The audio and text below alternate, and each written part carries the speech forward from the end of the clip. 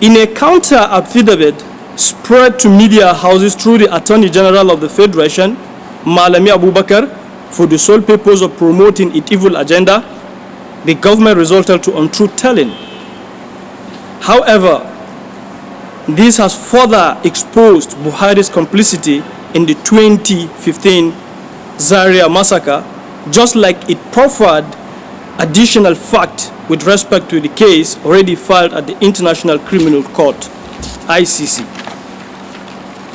Though our learned counsel is capable of responding magnificently to the mischievous counter-affidavit, it is apposite to uncover the scheme of these proxies as stage managers of the most atrocious savagery against Sheikh Zakzaki.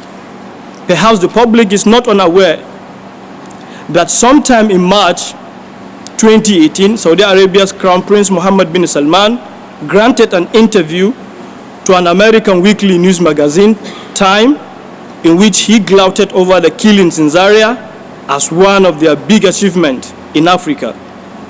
All as a sequel to what President Muhammadu Buhari himself had attested to Al Arabiya TV station when he arrived in Qatar in 2016, that they wanted to lessen the strength of the influence of Iran. Barely 3 weeks in the immediate aftermath of the massacre, during his maiden presidential media chat, Mr. Buhari put forward the ridiculous reasons as to why they approved the killing of children, women, men, and the old. Some pregnant women had their wombs cut open and their fetus or unborn babies killed. Some were burnt alive, others abused using all sorts of inhumanity.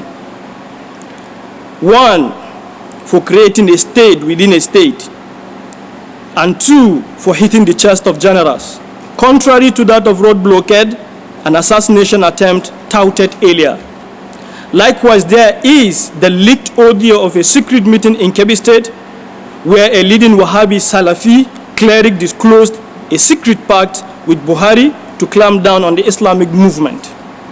The Islamic movement under the leadership of Sheikh Zakzaki is a mass movement of conscious people who uphold injustice and oppression. Most of the supporters of this movement are Muslims, but there are non-Muslims who identify with it because of their love for justice as well as their contempt for oppression, which is so prevalent in our society today. For instance, there is the Christian Forum of the Islamic movement, which consists of Christian supporters of the movement. To set the record straight, in 2016, Sheikh Zakzaki, through his learned counsel, approached the Federal High Court, Abuja, for the violation of his fundamental right. On 2nd December 2016, the court presided by Justice Gabriel Kolawale ordered that the Sheikh and his wife be freed unconditionally and their fundamental right be restored. The judge termed the continuous detention of the couple as unconstitutional, but the government refused to obey the court order with contempt.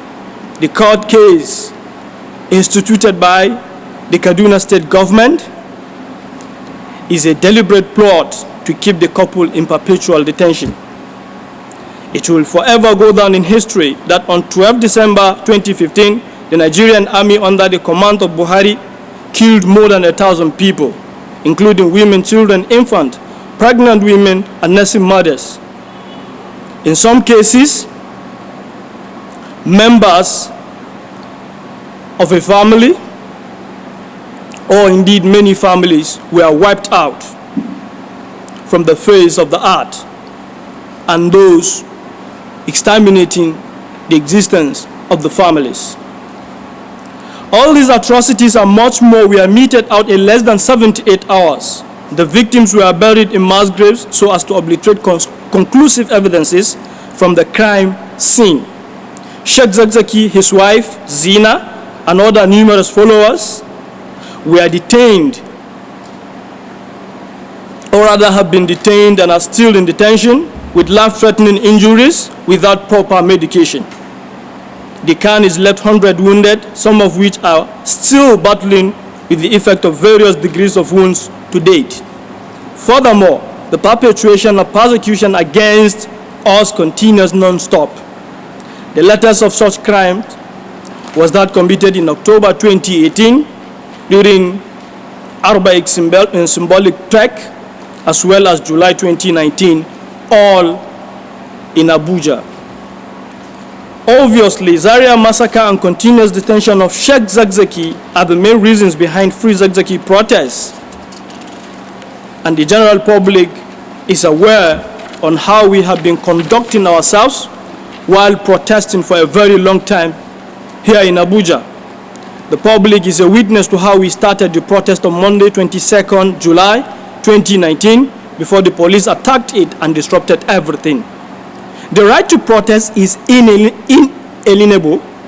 It is one of the constitutional rights of every citizen, because it is a vehicle through which complaints are lodged and grievances voiced and demonstrated, particularly to those on whose faces other doors have been shut, had been deliberately shut.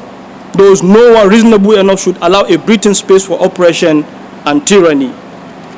In the first place, as like I stated in the statement, you see, I said Sheikh Zakzaki approached the Federal High Court here in Abuja through his learned counsel. Isn't this enough a reason to refute all the ridiculous or ludicrous claim? I think it is enough, or more than that, particularly at Mondo in Kaduna. So it is one of the places that have been really discovered to be one of the mass graves in which hundreds of the victims of Zaria massacre were buried. Some of them were buried in their last gasps.